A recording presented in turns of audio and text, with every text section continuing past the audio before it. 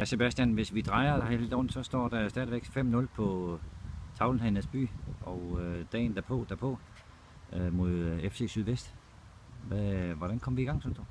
Ja, resultatet siger næsten det hele. Det var jo fantastisk at lægge ud med sådan en sejr. Jeg tror ikke rigtigt, der er så mange rundt omkring klubben, der havde turde drømme om, at vi fik sådan en start, men det er jo bare fedt, når den er der, så skal vi huske at nyde det. Og nyde, at de point, vi har fået der, de mål, vi har fået der, de kan blive guld ved senere på sæsonen. Sådan lidt den korte udgave af optakten til sådan en kamp, hvor vi ved jo godt, at det har kostet lidt på Næsby med spillere og så videre. Så hvordan fik du det sat i gang? Altså, jeg synes faktisk, det har set okay ud. Vi har mistet nogle spillere selvfølgelig, som har haft et fornuftigt niveau. Men jeg synes faktisk, at de spillere, der er kommet ind, også har vist fra starten af, at de var klar til at prøve at udfylde rollen. Og ikke mindst var der nogle spillere, som har været i Næsby rigtig mange år, som ligesom kender spillestilen og kender de tanker, vi gerne vil prøve at implementere. Så det har faktisk set positivt ud. Så det setup'et her, det var bare frem over stepperne, og som om ingenting var hent, eller hvad? Eller var der noget, der hed den blå tråd? Det var lige præcis den blå tråd. Altså det der med, at folk de kender spillestilen og har samme plan, det synes jeg i hvert fald var det, vi så her i lørdags, at det kom også til gode. Spillerne vidste på banen, hvad vi skulle, og ikke mindst så var det nogle unge agerige spillere, der havde lyst til at arbejde stenhårdt for holdet. Og det kom også heldigvis til gode, som sagt, til at vi kunne få 3 point. At det så ender med en 5-0 sejr, og ganske flot spil fra Næsby.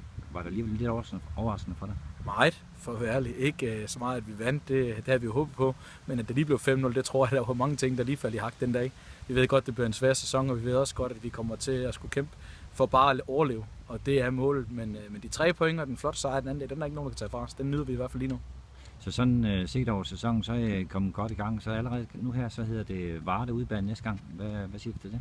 Jamen Varde er et fornuftigt hold, som godt nok er oprykker, men som har forholdsvis store ambitioner og en god trup.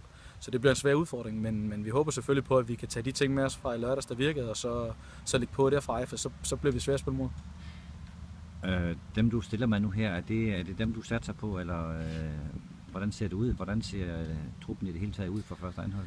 Altså jeg synes, den ser okay spændende ud. Altså det er jo en ekstremt ung trup, som ikke har ret mange anden divisionskampe, hvis vi sådan tæller på den måde, men omvendt er det en trup, som synes jeg virkelig virker agerig, og hvor spillerne også nummer 17, 18, 19 virker som nogle unge spillende spillere, som godt ved, at de har fremtiden foran sig, så de kæmper helt vildt for at indhente dem, der ligger foran i hierarkiet. Så på den måde er det faktisk en positiv trup. Folk virker som om, at man er sultne. Så godt i gang. Bestemt. Tak for det.